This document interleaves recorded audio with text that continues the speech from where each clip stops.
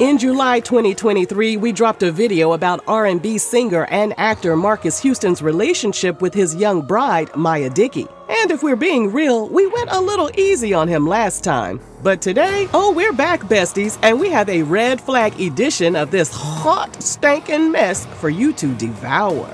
Devour? That sounds good as hell. So buckle up, because you know this is gonna be a bumpy ride. But before we get into it, ooh, baby, say you wanna eat some snacks. And sure do. Matter of fact, hand me them butter toffee peanuts right there. I feel like crunching on something during this story, honey. Yeah. Our online concession stand at rrgsnacks.com has all of our favorite goodies back in stock. From Western barbecue bacon jerky, freeze-dried goodies, butter toffee peanuts, and gummy sour peach rings.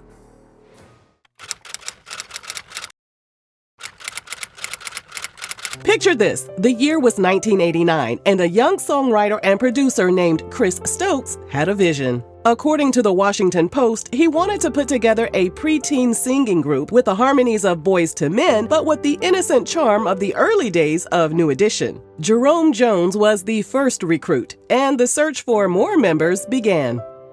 One day, Jerome was walking past an elementary school when he heard music and saw a kid dancing on stage. That kid was none other than Marques Houston. Jerome approached him and asked if he wanted to audition for the group. Marques said yes, and the rest is history. They added another boy named Don Santos, and the group was slowly coming together. Kelton Kessie was on the drums, and Ty Dolla $ign played the keyboards.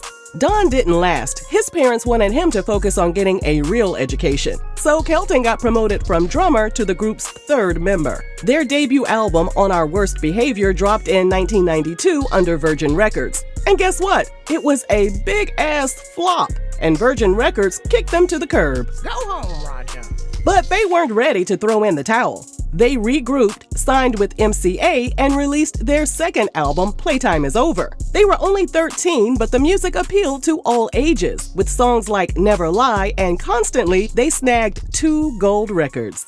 In an interview with the Washington Post, a 13-year-old Marques Houston said, "If you compare us to Jodeci, we don't sing about bumping and grinding and all that nasty stuff. We sing about thinking about a girl and giving her gifts and missing her, like a young person would. We've never had serious relationships, more like friendships, but we are looking for girlfriends."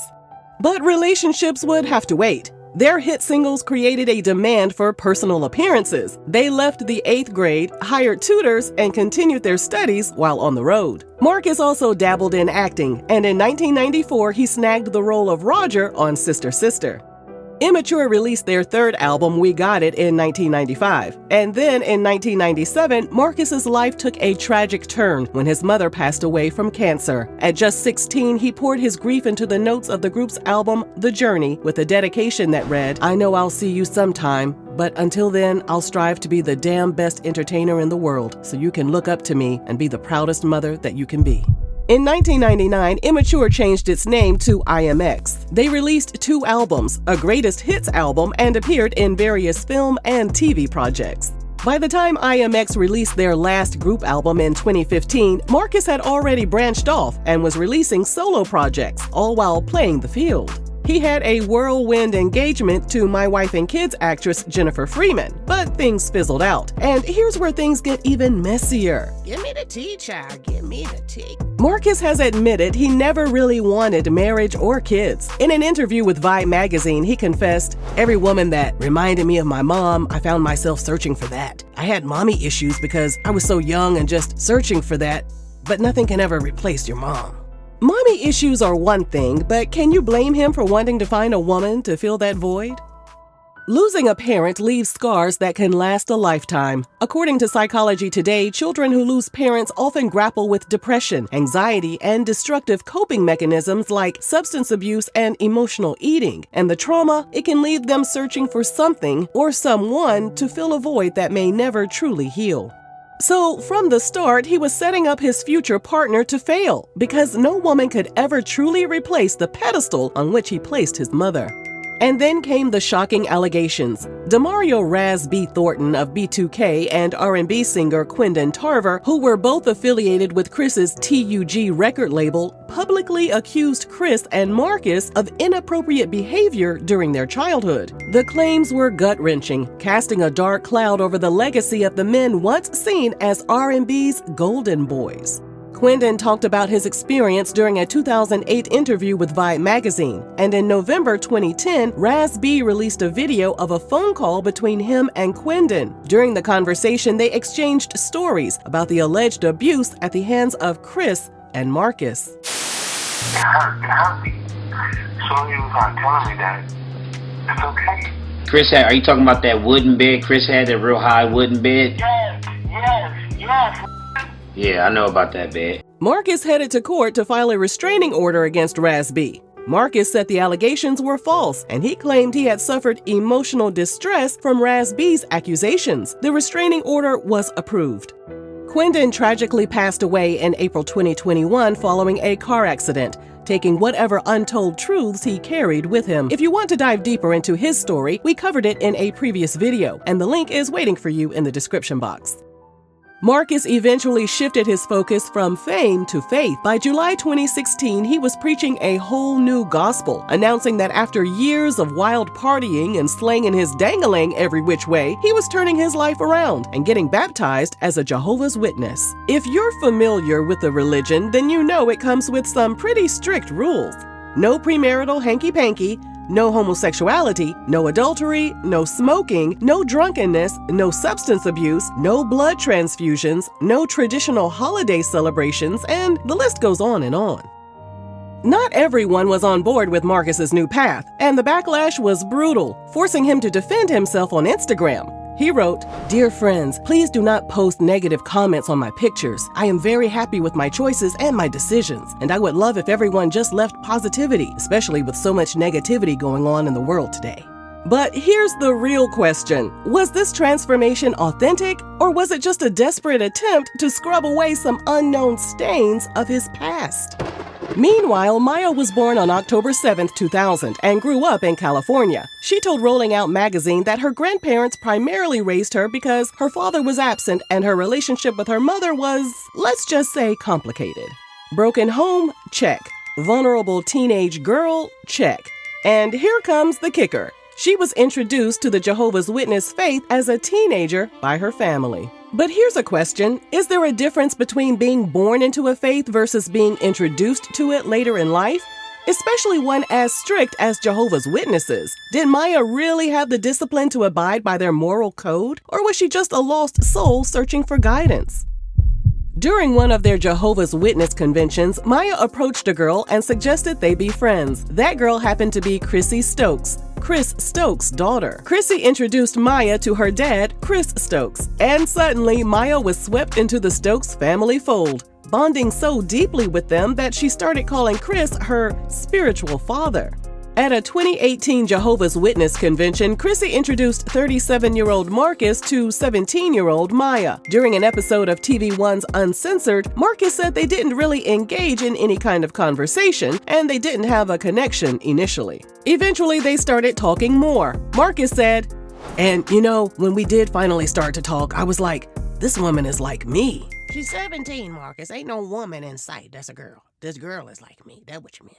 Now, what in the world could a grown man pushing 40 have in common with a teenager? Exactamundo. Exactly. That's what I'm saying. He told Uncensored that they had a spiritual connection, a love for God, and a love for music. Baby, that's like 60% of the world population. You can find nobody older who shared them same traits. Anyway, let me eat my snacks and shut up.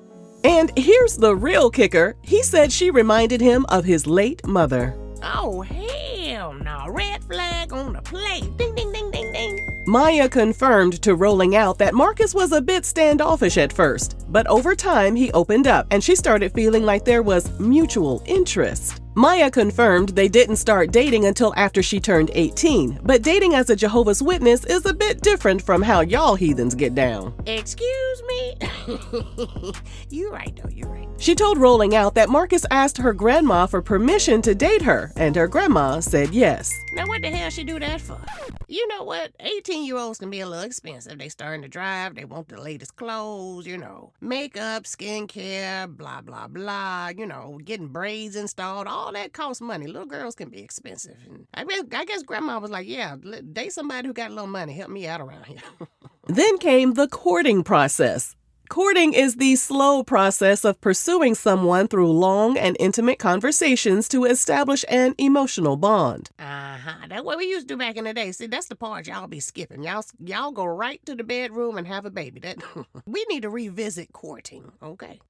Then they got to know each other's family members, and her uncles grilled him about his intentions. Lastly, he asked her if they could date exclusively, and she said yes. None of these phases of their relationship included any sort of boot knocking. Look at y'all trying to turn the audio down. Go back, rewind that, listen to that again.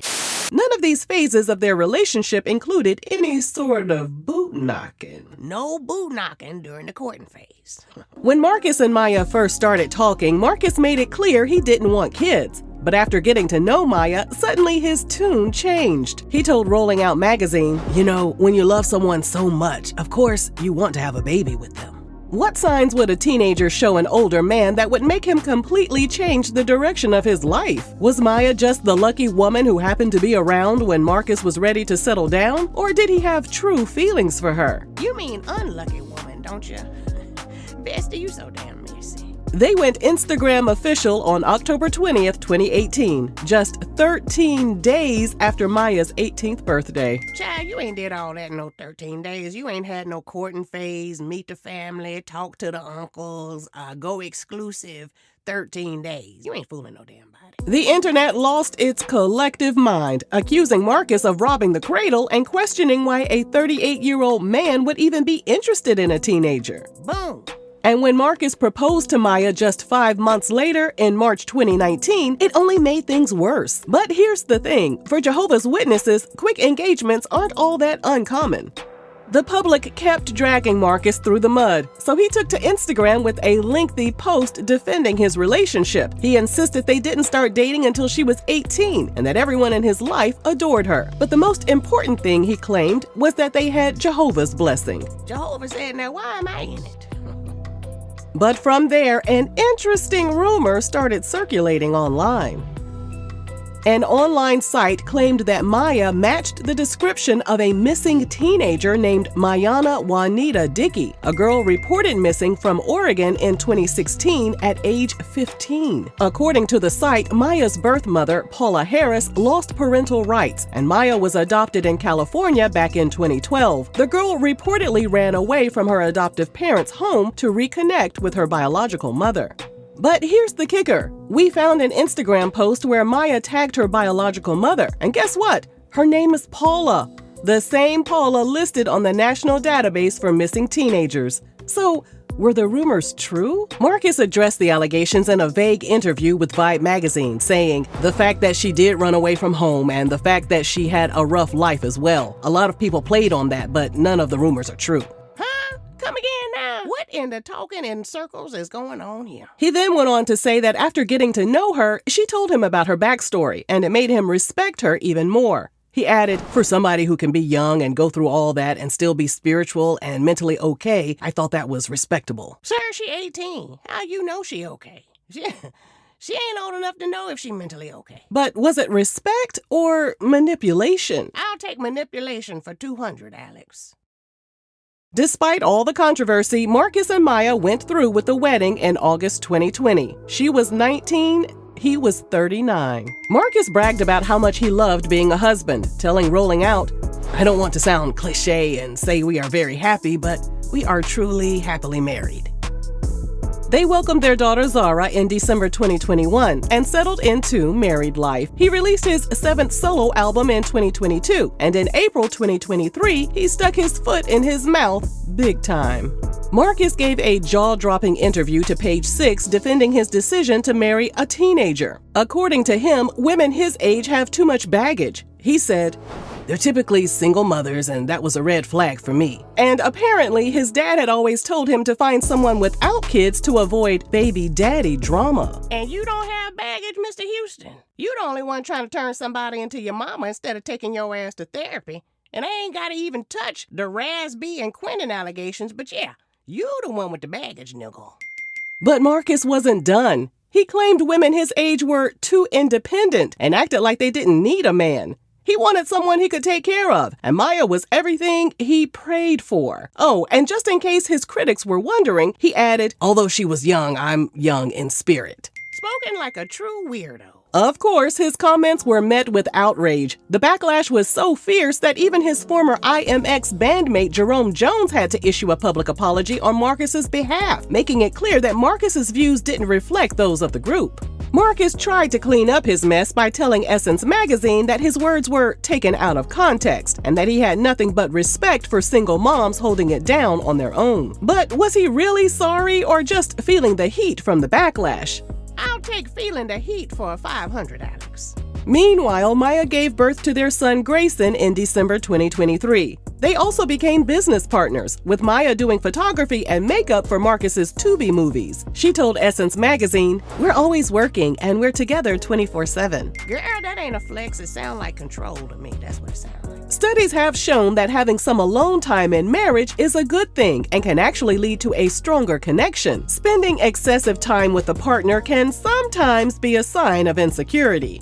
One partner, or maybe even both, might need constant reassurance, or they might have a fear of abandonment and jealousy, which could lead to clinging behavior and a desire to be together all the time."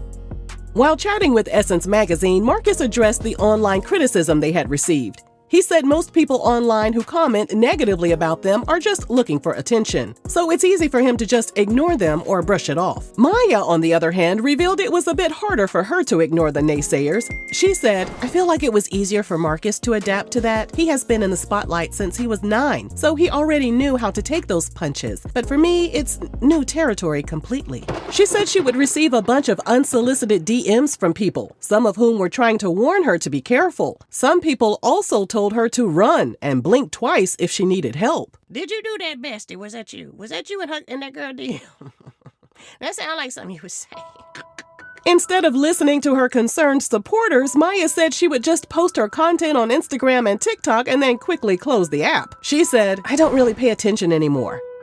Chris Stokes' mom passed away in September 2023, and Marques, who considered Chris's mom as his mom after losing his own mother, was devastated. In the coming months, he utilized his social media to promote his Tubi projects nonstop. Meanwhile, Miya was seen living her best life, frequently posting on Instagram, spending time with friends, drinking cocktails, doing photo shoots anywhere and everywhere, and seemingly avoiding Marques and the Stokes family like the plague. Then came the real tea. Miya ditched her wedding ring. So was Miya finally breaking free from what many have long believed was Marques's controlling grip? Was she ever truly happy, or was she just a teenage girl caught in a grown man's fantasy? We hate to say we told you so, but actually, you know what? No, we don't. We told you so. Bestie, you so messy. From the moment Miya, a teenager at the time, married a man nearly 20 years her senior, the red flags weren't just waving, they were on fire. She had barely graduated from high school and was suddenly thrust into marriage, motherhood, and public scrutiny, all while still figuring out who she even was. How do you find yourself when you've been pushed into someone else's life plan? That's a lot for anyone, let alone someone whose brain was still developing. From the start, people expressed concern about how difficult it might be for her to grow into womanhood while attached to a man nearly 2 decades older than her. Marques had already lived a whole life with fame, money, relationships, mistakes, and maturity, while Miya was just beginning hers. How do you come into your own when your partner already thinks they've got it all figured out? How do you assert your identity when you're with someone who's seen more, done more, and maybe even expects you to mold yourself to their lifestyle? It's not just about age, it's about power, control, and whose growth gets prioritized. And now, as the internet watches Miya slowly evolve and shift, it's hard not to wonder, was this true love or a long, quiet coming-of-age story happening in real time? It definitely looks like these two are going down different paths, and we wouldn't be surprised if a divorce announcement is made sometime in the near future. Are we on point with these red flags, or do we need to mind our damn business? Let us know down below, and thanks for watching RRG.